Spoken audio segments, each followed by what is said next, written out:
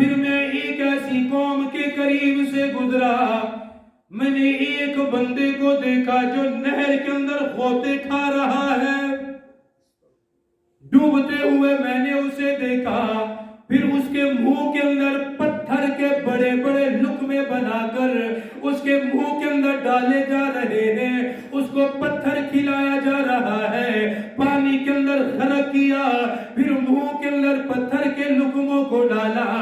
اللہ اکبر، رحمت للعالمین کی نظر ہے، رؤوف الرحیم کی نظر ہے، اس پاک پیغمبر کی نظر پڑ رہی ہے جو امت کے لیے دعائیں کرنے کے لیے آیا، امت کی رہنمائی کے لیے آیا، جو امت کی مشکلات کو دیکھ کر رونے لگ جایا کرتا تھا، آنکھوں سے آنسو برسنے لگ جاتے تھے، رہا نہ گیا۔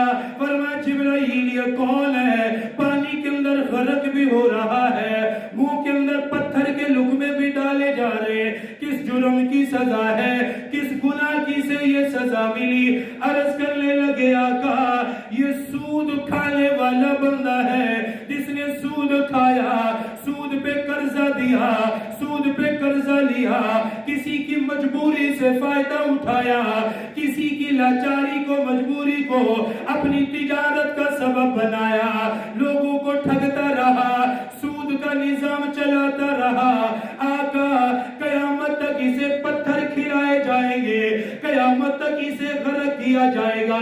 فرمایا پھر میں چلتے چلتے ایک ایسی قوم سے قریب سے گزرا جن کے سامنے گوشت رکھا ہوا ہے، ایک طرف خوشبودار پکا ہوا گوشت ہے، دوسری طرف میں نے دیکھا بدبودار کچا باسی گوشت رکھا ہوا۔ فرمایا ان لوگوں کو وہ بدبودار گوشت کھلایا گیا، وہ سڑا ہوا گوشت کھلایا گیا۔ فرمایا میں نے پوچھا جبرائیل اتنا عمدہ گوشت بھی رکھا ہوا ہے، اسے چھوڑ کر انہیں یہ سڑا کیوں کھلایا گیا، یہ باسی گوشت کیوں کھلایا گیا؟ اللہ اکبر، آج کے نوجوانوں، آج کی نوجوان نسل کے لیے اللہ کے پاک پیغمبر کا یہ فرمان عبرت کے لیے ہے تاکہ زندگی پاکیزہ بن جائے۔ حضرت جبرائیل نے عرض کیا آقا یہ وہ مرد و عورت ہیں جن کے پاس پاکیزہ بیویاں تھی، پھر بھی ناجائز جگہوں پہ خواہشات کو پورا کیا، کسی کی بیٹی کو نظر اٹھا کر دیکھا، اپنی ہوس کا شکار بنایا، کسی کی بیٹی کو بیٹی نہیں سمجھا، اپنی پراپرٹی سمجھ کر دوسروں کی بیٹیوں پہ ہاتھ ڈالتا رہا، دوسروں کی عزتیں لوٹتا رہا۔ عرض کرنے لگے آقا یہ وہ مرد و عورت ہیں جنہوں نے بدکاری کا راستہ اختیار کیا، فحاشی کا راستہ اختیار کیا، قیامت تک انہیں سڑا بدبودار گوشت کھلایا جائے گا، یہ ان کی سزا کے لیے ہوگا۔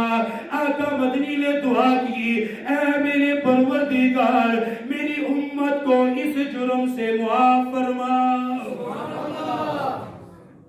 اللہ اکبر، آج ہر دیکھ لے کیا حالات، کسی کی بہن بیٹی کس کی عزت محفوظ ہے؟ اللہ معاف کرے 4 سال 5 سال کی بیٹیاں محفوظ نہیں ہیں۔ ایسے درندے بھی معاشرے میں ہیں کہ 4-5 سال کی بچیاں، کتنے سوشل میڈیا اخبارات بھرے پڑے، چھوٹی چھوٹی معصوم بچیاں، کوئی جنہیں دیکھ کر سنگ دل بھی رو پڑے، ان کو حیوان اٹھا کر کیا کچھ ان کے ساتھ کرتے۔ آج تو ہے لیکن جب قیامت میں یہ ان کی موت آئے گی پھر پتہ چلے گا اللہ ان کا حال کیا کرتا ہے۔ اللہ اکبر۔ فرمایا آخری بات، پھر میں ایک ایسی جماعت کے قریب سے گزرا، سبحان اللہ، فرمایا ایک ہی دن میں وہ زمین کے اندر دانہ ڈالتے ہیں، اسی دن ان کی فصل تیار ہو جاتی ہے۔ ابھی انہوں نے دانہ ڈالا ہے، فوراً فصل نکل کے باہر۔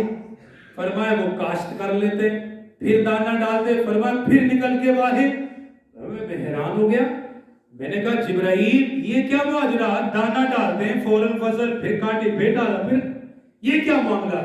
عرض کرنے لگے آقا یہ آپ کی امت ہے جو اللہ کے لیے خرچ ایک کرتی ہے، اللہ اجر 700 گنا عطا کرتا ہے۔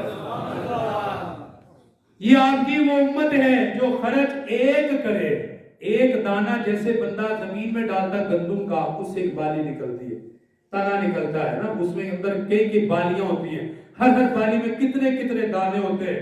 फरमाया आपकी उम्मती 1 रुपया अल्लाह के लिए देता है, उसके बदले अल्लाह उसे 700 गुना अता करता है। तो ये आपकी उम्मत है कि जो काम थोड़ा कर रही है अजर अल्लाह से ज्यादा पा रही है। तो इसलिए मेरे भाइयों, हम तो बड़े खुशनसीब लोग हैं, अल्लाह पाक ने ये इज्जत और ये शरफ और इतने अजीम पैगंबर की उम्मत में अल्लाह ने हमें पैदा फरमाया है। कल बरोज